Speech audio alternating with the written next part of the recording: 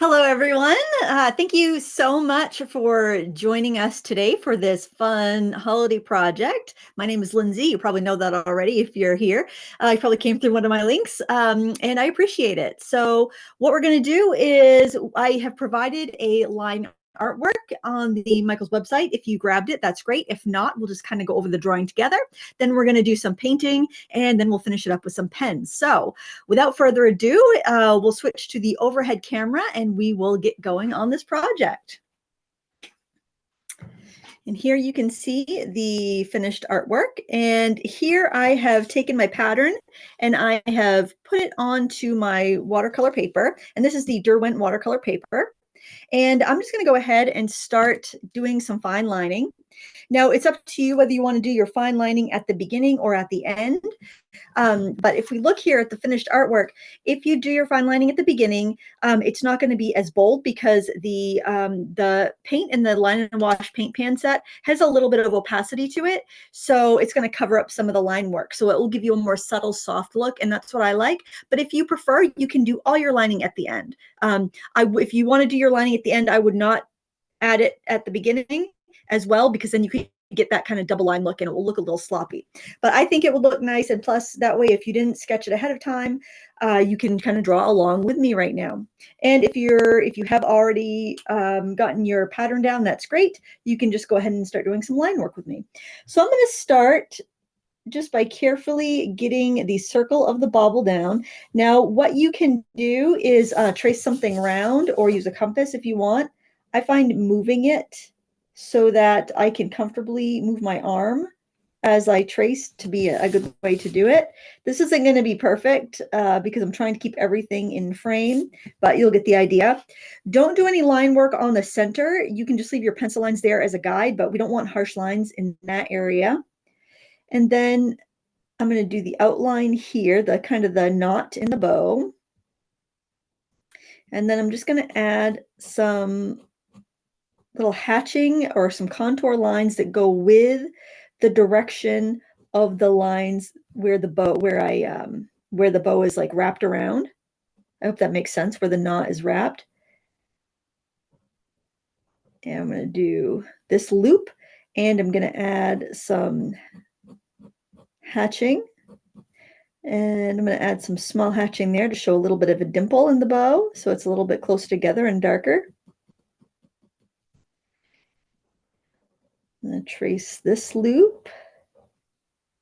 This one kind of tucks inside of the other one like that. Now, if you're working on a really textured paper, you might want to go with a thicker nib. So this is the 0.03. All of these products are in the Derwent Line and Wash Paint Pan set. If I'm working on a textured paper, a lot of times I go with a thicker nib, like a 0.08, and I will work on an angle. So I'm just going to turn this so I can be a little more comfortable here with my stroke. But if I work on the corner of that, I can get a line that's about the same as a 0.03, but it saves wear and tear on the pens.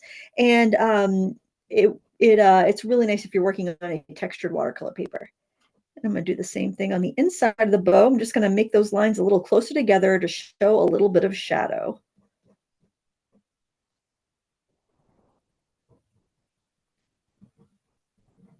Now your line work, you can spend as much time as you want. You can get really elaborate with it. But like I said, the paint has a little opacity to it. So you're not going to necessarily see all of those little details. So I just want to get just a generalized shading and texture in here.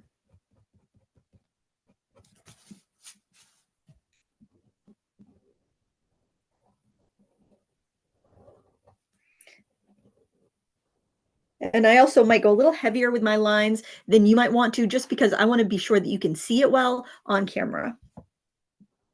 Keep in mind, if you have any questions as we go along, you can post them in the chat and Molly can help you out with that. If it's something she doesn't know the answer to, or she thinks it would be helpful if I explained on camera, she will relay them to me. Do a little bit of more shading on the inside of this to give it a little bit of depth.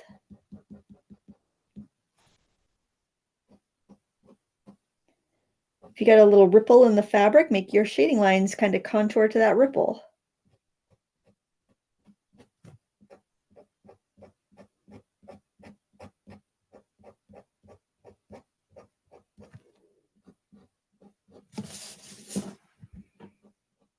Now I use graphite paper to transfer my pattern. So what I did basically, in case you've never seen that technique before, I printed off my pattern and I taped it to my paper. As you can see my leftover tape there. And I slid a piece of graphite paper, which is like carbon paper, in between. And then I drew over it with a colored pencil so I could see where I've been. And that's how I got my design on there. So if you have never tried that before, it's a really wonderful, inexpensive way to get your design down on paper. You can also use a light box, a little hanger there. And then for our boughs, I'm just going to be making some lines coming off from that center stem. But I'm not going to draw the center stem in there with that black pen because I think it's a little too much.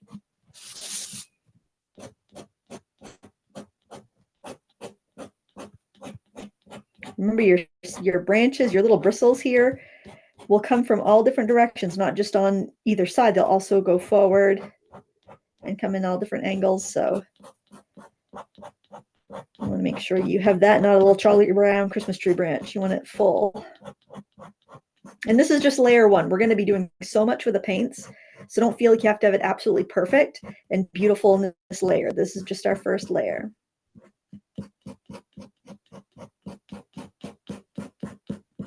And you are totally fine if you love your project and you want to go to like Vistaprint or I'm not endorsing it. I don't have any favorites or Staples or wherever, and or any print shop you like, and have Christmas cards made. That is totally fine with me. I do not mind one bit if you want to use this design for that.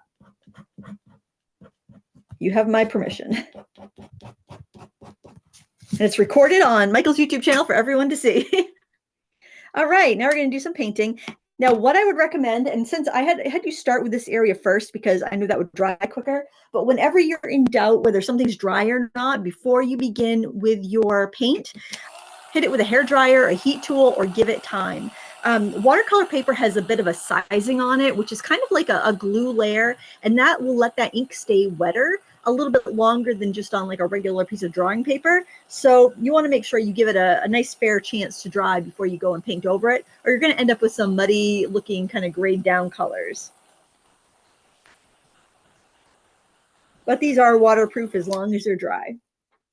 We're going to use the water brush that comes in this kit here. And I've already filled mine with water, and I just have the little stopper in there to keep it from spilling.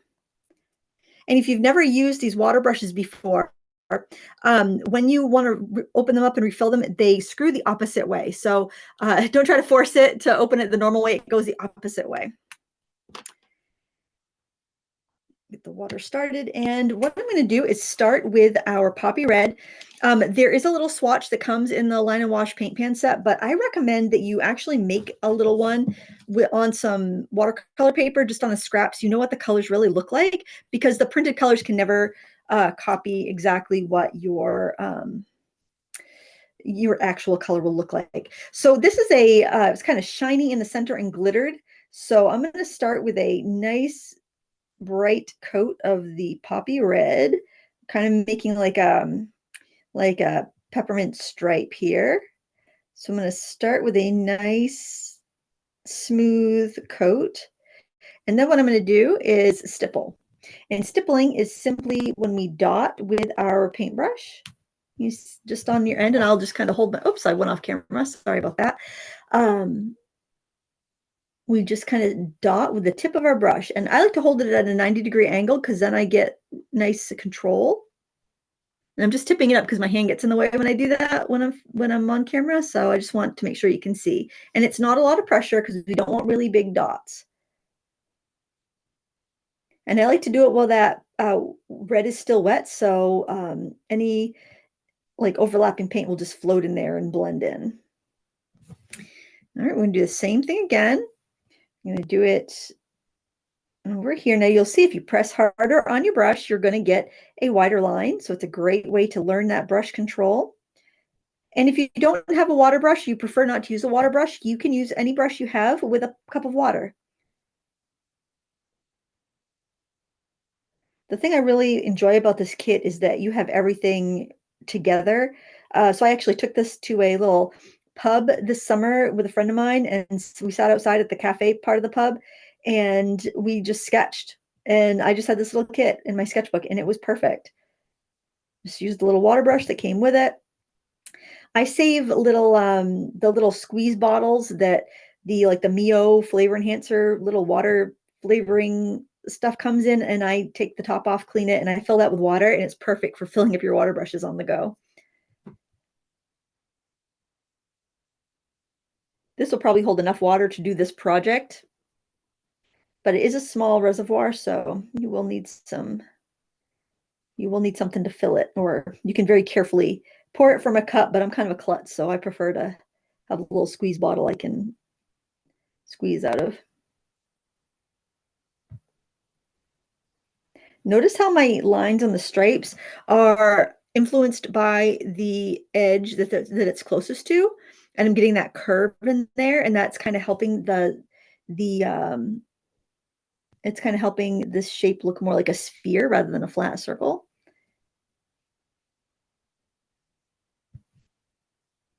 And we can put more layers of color to deepen it up, so so don't worry if it is looking a little too light.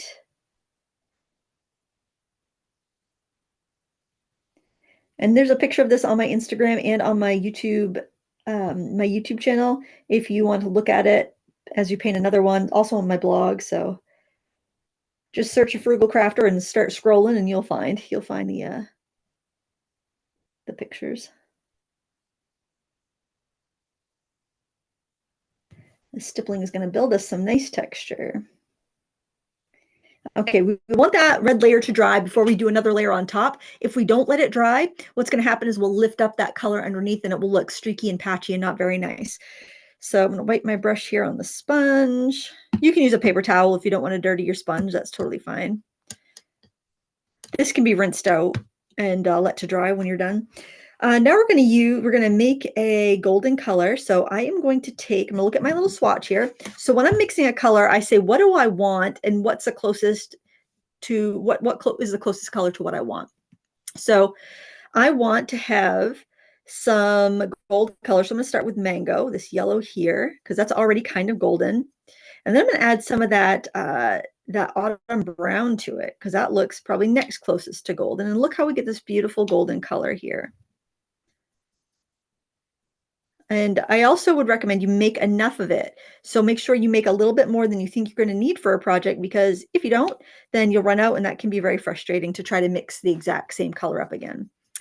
And I'm adding some water to it because I want it to be translucent. And then I'm going to give a wash of that all over my my ribbon here. Now we will be adding some accents with metallic pens. So even if you don't have a perfect golden shade, or it's not exactly what you want, or you can't mix exactly the color you want, by adding some accents with a gold gel pen or paint pen, it'll bring it all together. So honestly, what we're doing here with mixed media is it's very forgiving. And if you're not happy with how it looks when you're done, then you're not done. Just start adding more to it until you are happy with it.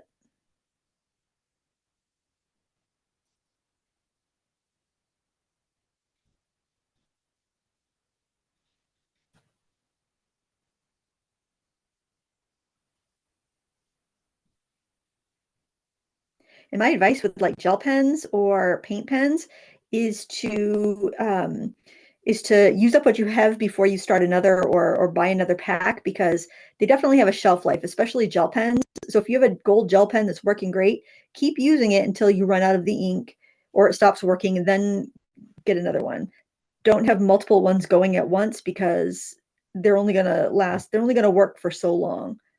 They're kind of finicky, in my opinion. All right. Oh, another tip I want to share you, even though we're not going to be going over this with these line makers again, but anytime you're using a fine liner like this, make sure it's on bone dry paper. If you go on damp paper, it's going to suck up some of that water, and I don't know what happens, but it ruins the pen, and then the pen doesn't write anymore. So just make sure that when you do that, you are on dry paper. So I'm going to start with the color Meadow here. I've wiped off my brush, and I'm going to turn my paper just so it's a little bit easier for me to paint. And what I'm doing here, this technique, I am starting at the center of the branch, and I'm pulling it out and I'm lifting as I pull it out so I get a nice tapered stroke. Okay. If you want, you can mix up a little puddle on the palette if you feel like you're getting too much paint.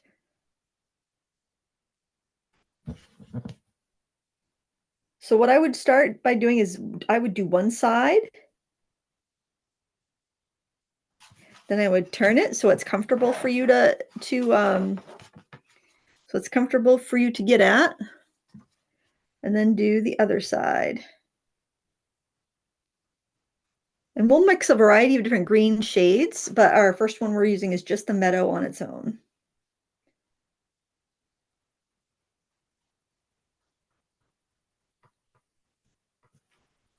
And like I said before, we have branches that go in front as well. So we're going to go ahead and put some of those little bristles going in front over the branch. Lindsay, it's Molly. Do you want to talk about how you're controlling the water in the water brush?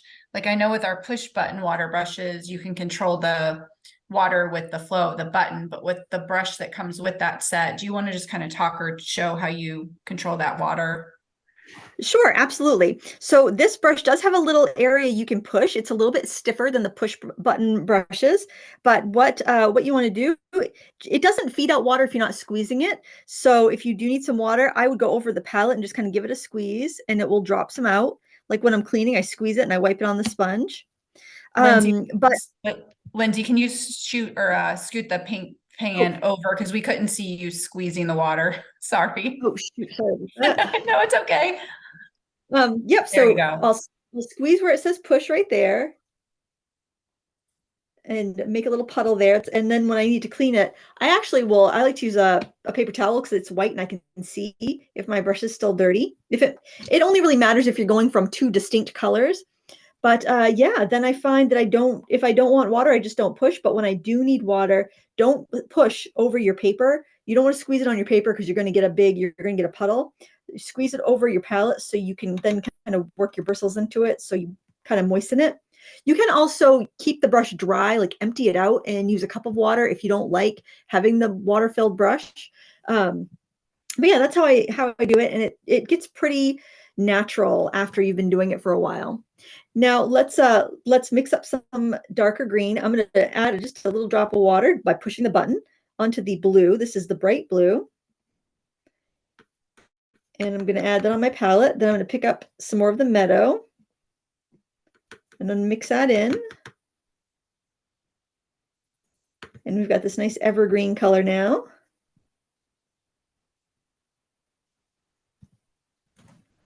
And we're going to add some of that to our picture. And I'm going to try to stay in frame, but Molly can let me know if I drift some more.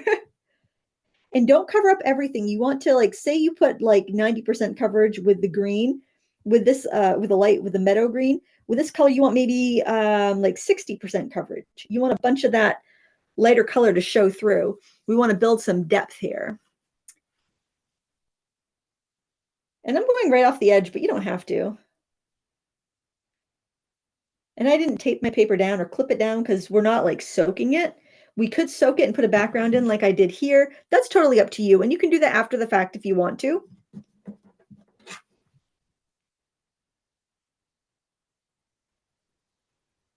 I'll show you both ways at the end.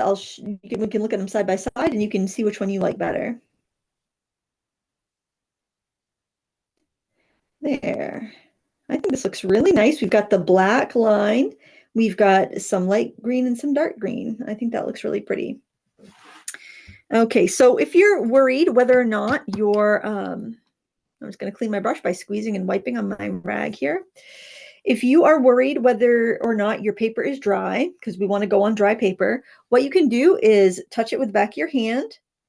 And if it feels cool, it's not dry yet, and you want to either hit it with a heat tool or you want to give it more time to dry. But mine feels nice and warm, so I don't have to worry about it. And what we're going to do is we're going to mix up a darker red. We're going to take our poppy red and we are going to add some Payne's Gray to it. And it's kind of making like a burgundy color because the Payne's Gray is it's kind of like a really, really dark blue. And so now what we want to do is we want to put these kind of really dark reflections. I'm wondering if I can, I'm going to see if I can, I'm going to scoot this off camera just a little bit because we can see both colors we need if I do that. And I'm going to bring this on screen too so you can see that side by side. And so what we're doing is these darker patches. Now all the white is going to be done with a white paint pen or a gel pen. So I don't have to worry about reserving any whites. Obviously we've painted over that already. And they don't have to be exactly the same placement as mine. It's just there to give you kind of an idea of what we're going for.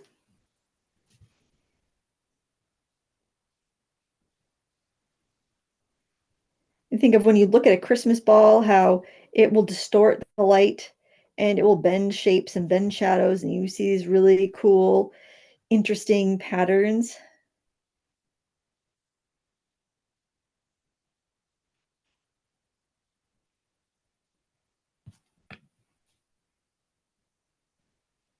You might have a little bit of subtle water feeding through your brush. Like you might notice it as you're painting along and then your paint seems to be getting lighter, but your paintbrush still seems to be wet. It's a very minimal effect, but it might throw you off if you're not used to working on water brushes. So just make sure you dip back into your paint frequently so that you get your color is as dark as you want it. I'm going to mix up a little bit more because I feel like I'm running out. And up here where we have the bow, that's casting a little bit of a shadow. So we want to get that in there. And having these darker colors give us a nice contrast when we put our metallic pens down.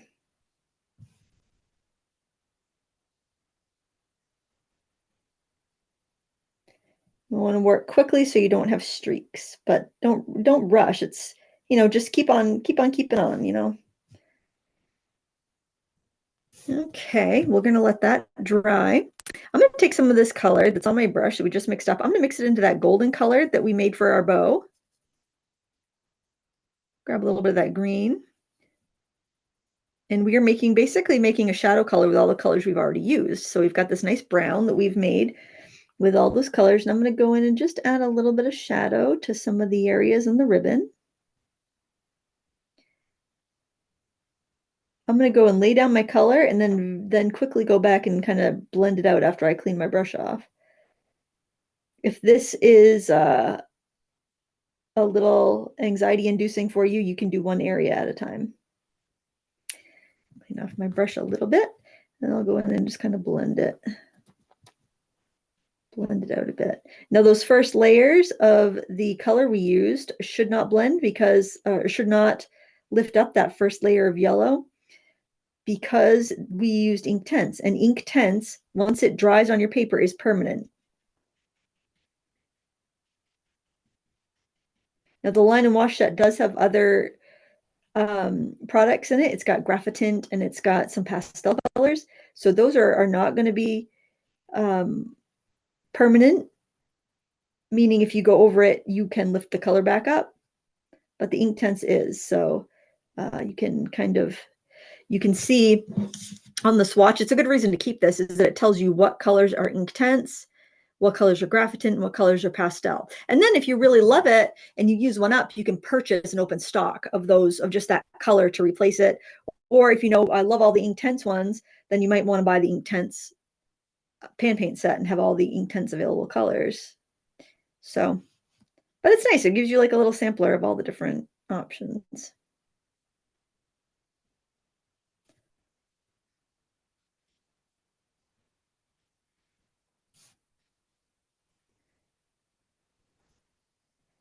And you can do some good mixing. You've got a good red, yellow, and blue for mixing a lot of your colors, and you've got a few earth tones for neutralizing and whatnot. So I think that's kind of nice. Now looking back here, I'm seeing I want to have a little bit more of that glittery effect. So I'm going to take some of the red. And if I'm going too fast, the replay will be on the Michael's channel on Monday. So you can go back in and catch up with that if we went a little fast for you. We have an hour to finish up this project, so I want to make sure we get everything in there. But the nice thing about the replay is that there will be a pause button.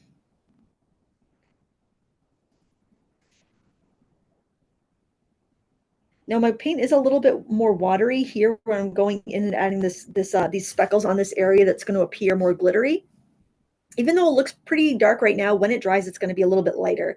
That can be a little deceiving anytime you're using watercolor or any like Inktense product. It will look much darker when it's wet, and then as it dries, it lightens.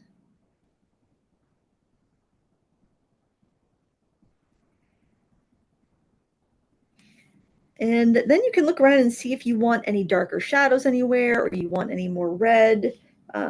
Just make sure it's dry. And you can go in and add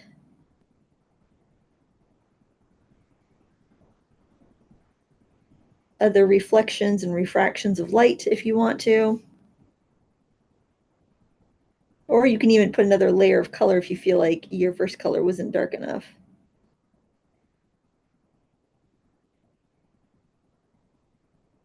I like to keep kind of distinct layers just because I think it adds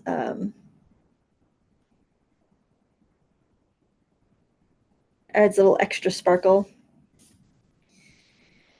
Oh, right. Oh, and one more thing I want to do is just kind of tuck little bits of brown in the branches, and you can either use that mixed up brown that you just made, or you could take some of the autumn brown from the palette on its own that we use to make our gold, whichever you prefer. And all I'm going to do is just dab in just a little peekaboo of the branch in between some of the needles, and that's pretty much it. You don't really need to do too much.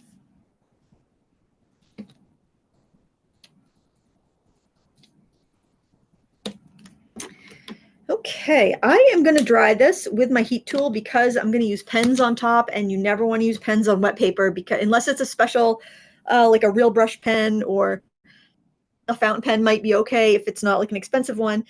Generally, you don't want to use any felt tip pens on wet paper because it will damage them. So I'm just going to take my heat tool. If anybody has any questions at this time while I'm drying, it would be a great time to ask them.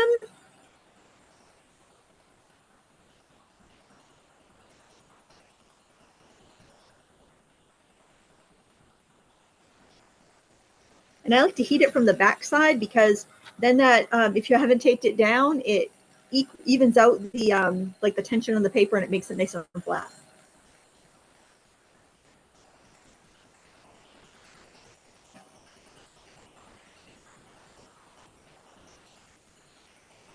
All right.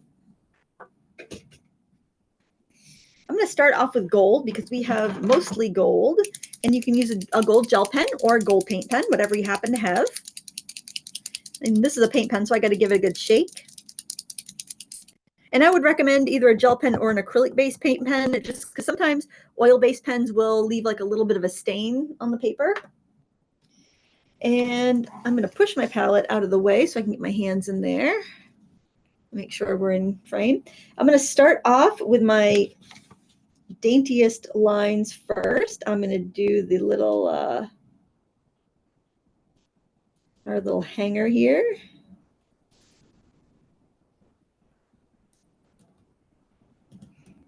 I'm going right over the black, so it is going to cover that up quite a bit. And then I'm going to go on to the ribbon, and I'm just going to be adding some accents. I don't want to cover everything up that we've done.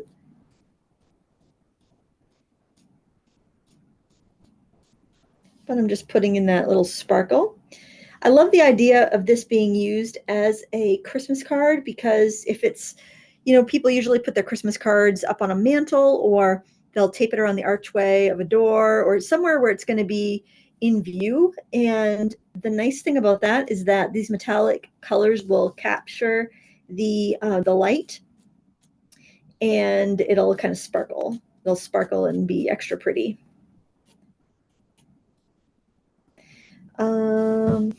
Over here. I'm going to give this a good shake because I'm not seeing as much metallic sparkle from this. And sometimes the little pigment particles in your paint pens can settle out a bit.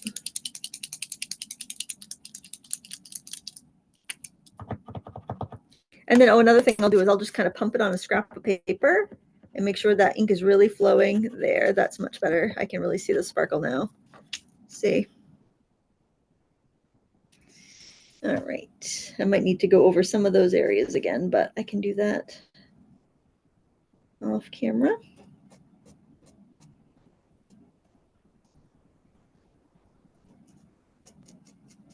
I want the ribbon to kind of have a little bit of a gold lame type finish.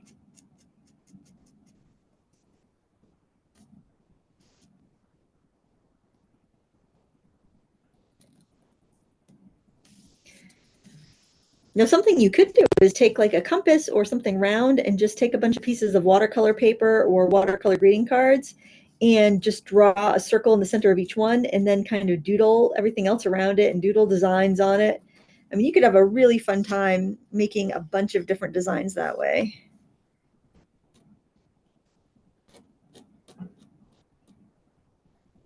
And I'm also going to add some little gold glittery pieces here. I'm just dabbing, stippling kind of dots where the white and the red meet.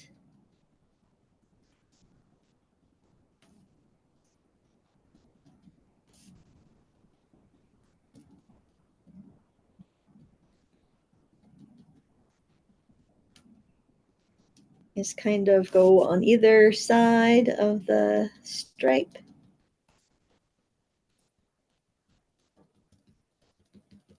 And you don't have to be too fussy about it. I think the more random it is, the more natural it's going to look.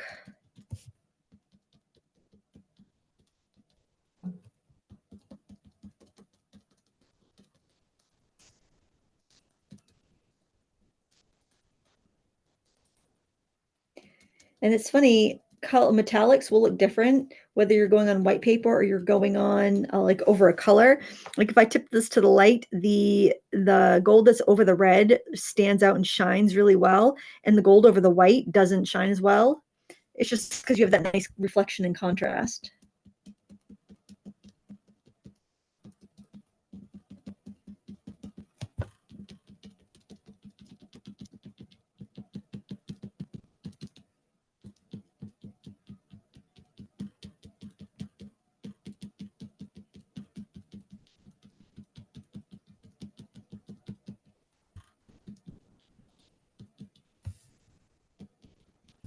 And then, yeah, I think that's probably about all we need to do with the gold.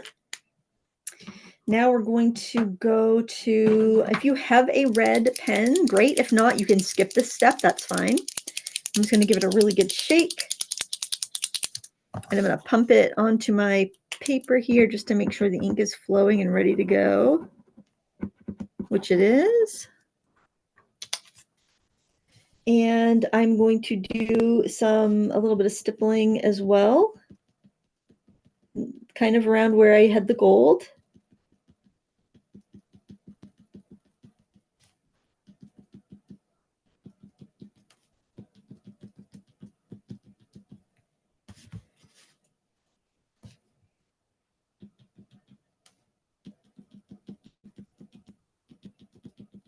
I think it's nice to have that contrast of the matte color that we've put down and then the sparkly color.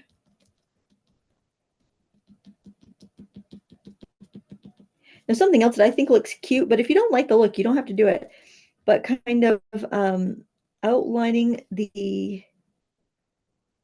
those shapes that we painted with the darker red, with this red metallic pen. I think that looks kind of cool too and gives it an extra like glowing and sparkling look. But if you don't like the look of it, then there you can see it with it done. You don't have to do it. It's totally up to you. And metallic gel pens work really well for this too if you don't have metallic paint pens.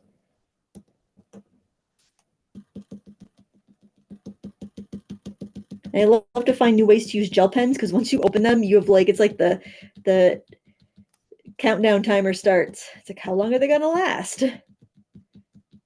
Not as long as you think.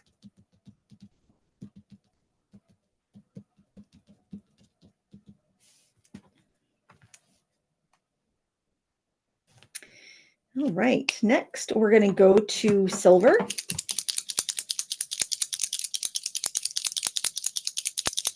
Give it a good shake. I'm gonna make sure it's Hey, flowing Lindsay, real can you well. show It is. Lindsay, can you show the Yeah. pens you're using? Because I'm not familiar with those. Sure, they're just a fine tip metallic acrylic paint pen. It's not like it's just a super golden marker. It's not like a special brand. I know Michael's House brand has ones very similar. So any like acrylic based paint marker, really. This is what the nibs look like. They're like a Posca pen, like a fine tip Posca pen. They've got that hard plastic nib, probably a 0.7 millimeter. Yep, it is 0.7 millimeter.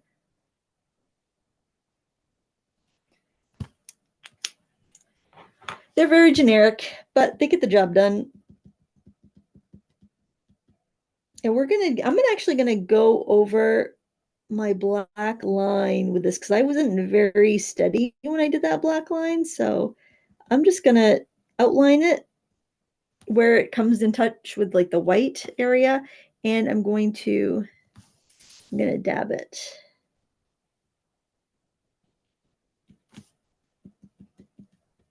Just stipple on some silver. Now, when you're stippling the silver on, that's generally going to be in the whiter areas because think of like the white glitter is just kind of catching the light, and it's not really a lot of color. You can also fix any mistakes that you make with the black pen with a white gel pen or white paint marker. So keep that in mind if you do have any goofs.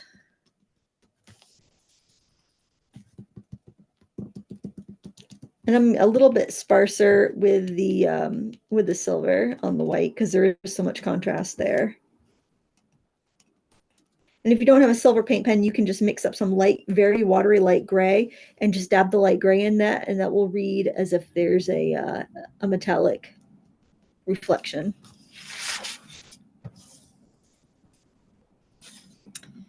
Okay, now I'm going to take a green metallic pen. I actually have two different greens. If you have two, wonderful. If not, you can skip it. It's not really going to make a huge difference. Let me get them both started here on my scrap paper.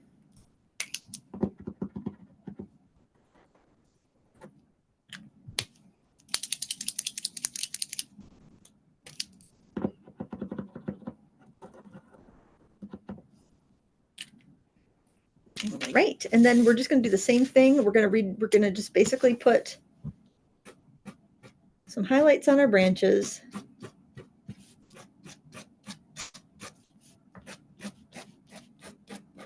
And so for this, you'd be looking at like maybe 20% coverage. If like our first layer was 90% and the second layer was 60%, this would be like 20. You want plenty of that color that you put down earlier to show. I am pulling some of the color over my hanger though to kind of nestle it in there and make it look more natural.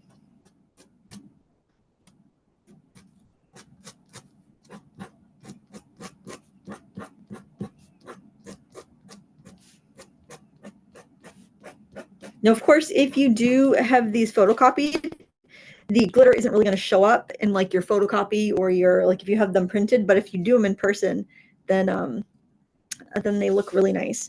And something you could do also, if you had a bunch photocopied like on matte paper to use as Christmas cards, you could go in with a metallic pen and like add like little embellishments to them, and that would be really pretty. Okay, now I'm just seeing that my gold from before looked much brighter, so I might want to, now that I've shaken it up well, I might want to add a little bit more of the gold. I think this is the brand I used. Maybe I had a different pen.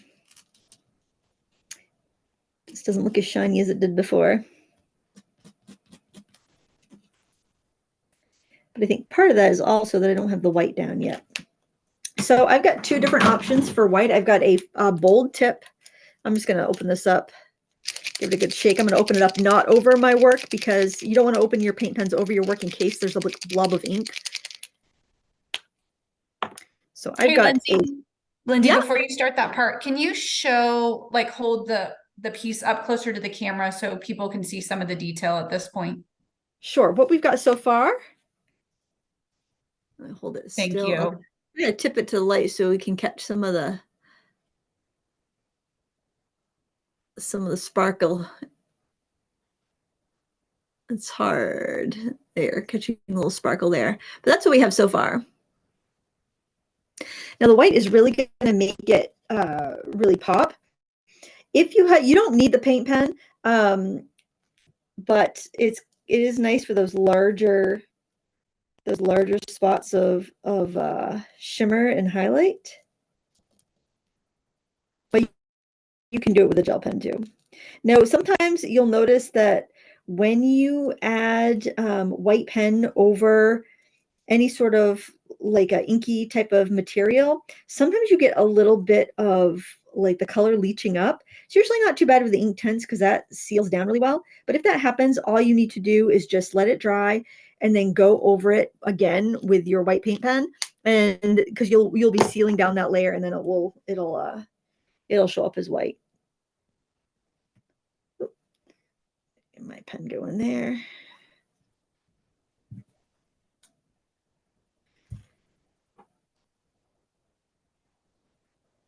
And putting my highlights here. And if you have any mistakes, like I said before, you can fix them with your white pen.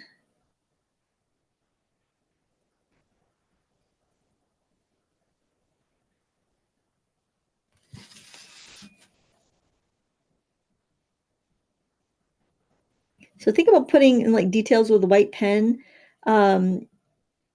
kind of at areas where you wouldn't have put the details in with the black pen, where you wouldn't have done like the hatching for shading. This is kind of where you would have more of your light bouncing.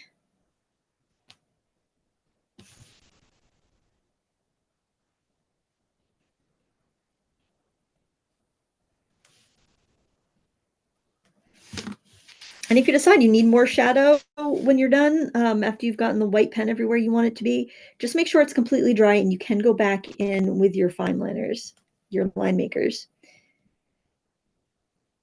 You just want to be sure it's dry so you don't damage your pens.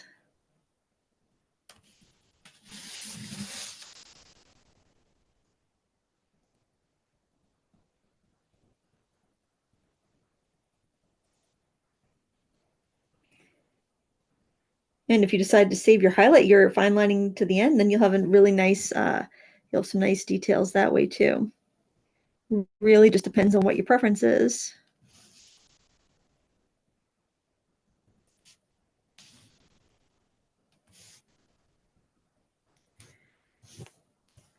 All right, I'm going to give that a quick dry because I do think I'm going to want to go over some of those white highlights I did with a paint pen, with a gel pen, and I might want to go in with a little bit of black liner, but I think I also want to show you the background technique just because we do have plenty of time to do that.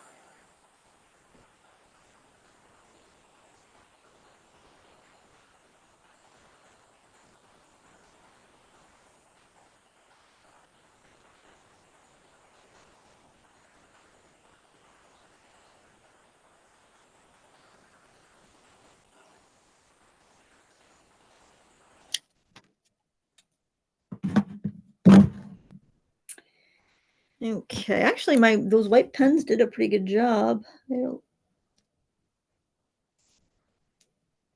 sure I have them nice and round though.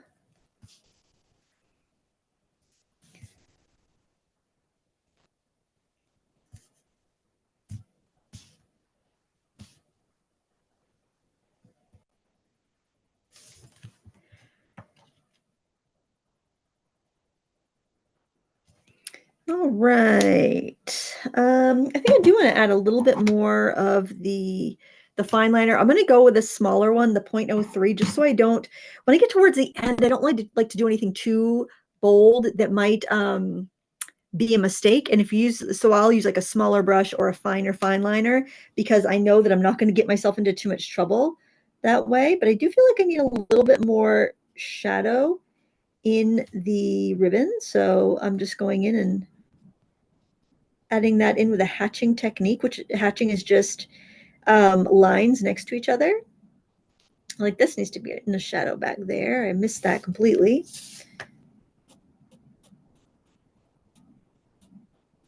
And pen will stick over the fine liner just fine. So if you end up putting more dark in than you liked, the metallic pens will show up right over that. So there's no worry there.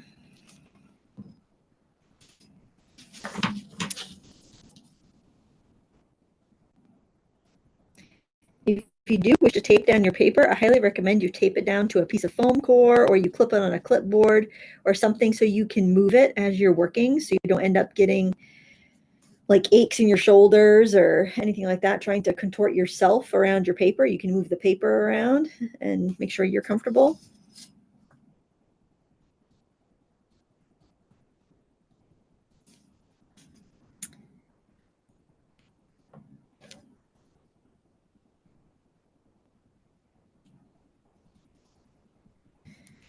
All right. I like that just fine. I think that looks cute. All right, so for the background here, I kind of like having these rough edges. I think that's kind of pretty. If you don't like that, you can tape it down so you have a really nice even border. Again, it's completely up to you. Or you can paint right to the edge and even trim it down a little bit when you're done so that it's like a perfect 5x7 for a card, or you just have a nice neat edge. Everybody has a different preference, and that's totally fine. So what I'm going to do is you can use the brush that came in the kit. That's what I'll do. But if you have a larger brush, it might be a little bit easier to control. I'm going to take this dark green that I already mixed. I'm going to add some water to that. And I'm also going to wet the background here. Now, see, I can go right up and over those. See that? I'm going with water right over that branch. I don't even have to worry about that because those are the Inktense pan paints and they're not going to lift up. So that does give us a little bit of security. And also everything else is waterproof. Our Inktense is waterproof. Our pens are waterproof. If I accidentally get water too close, it's not the end of the world. Now that said, I do want to try to just have water where I want the paint to flow because I really don't want paint on top of my ornament, but it is nice to know that it's not going to bleed. If you want to do this step first, like maybe you paint this and you're like, oh, I like to do that again. That was fun. You can do this background first, but just wet your paper, but not the ornament and bow, so that when you add your paint, it doesn't go in that area. You don't want to have to fight with green underneath that because you've got areas that you want to be white. So actually, I can paint right over that hanger though. I am fighting a little bit because I have a space heater on in my studio, so it is a little bit on the dry side here. All right, so I'm gonna really dilute this. Now you can, once your Inktense paint dries on your palette, it's fine. You can still reactivate that. It needs a porous surface like paper or fabric in order to be permanent. So I get that question sometimes, like how come the Inktense doesn't just seal itself in the pans or on the pencil after it's gotten wet? And it's because it needs a porous surface.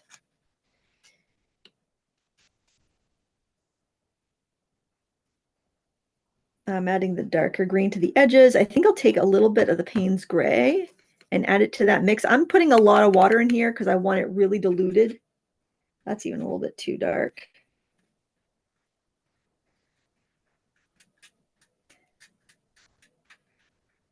I'm going to be careful going around the bow, but I can go over the hanger.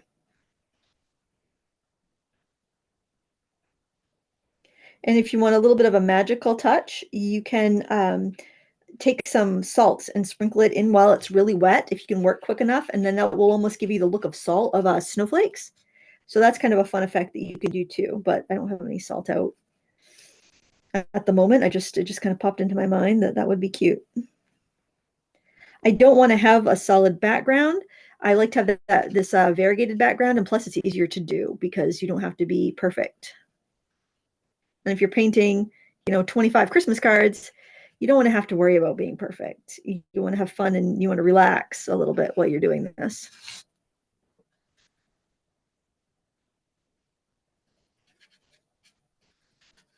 And try not to let any of the paint dry while you're blending though, because the Inktense, like I said, is going to dry permanent. So you can't like soften it up. Once it dries, it's there.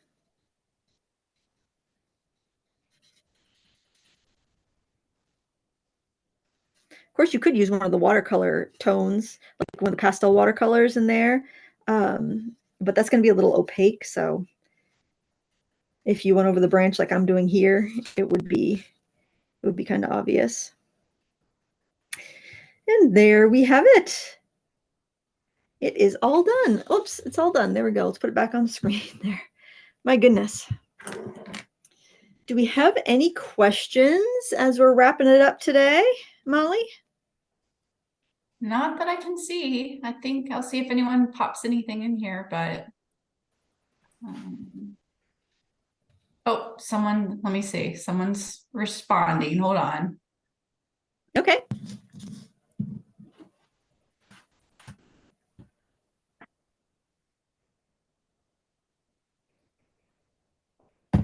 Someone's asking why gel pens dry up so fast and our paint pens the same way.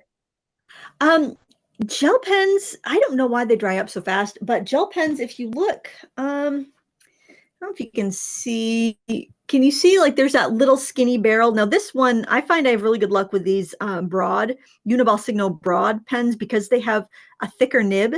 They have a pretty fat ink reservoir in here, but with a paint pen, like this is all like liquid filled in here. So you have a lot more paint in a paint pen versus a gel pen. And you shake it up so it's always getting mixed up. It's agitating. There's usually a ball bearing in there to help it mix up.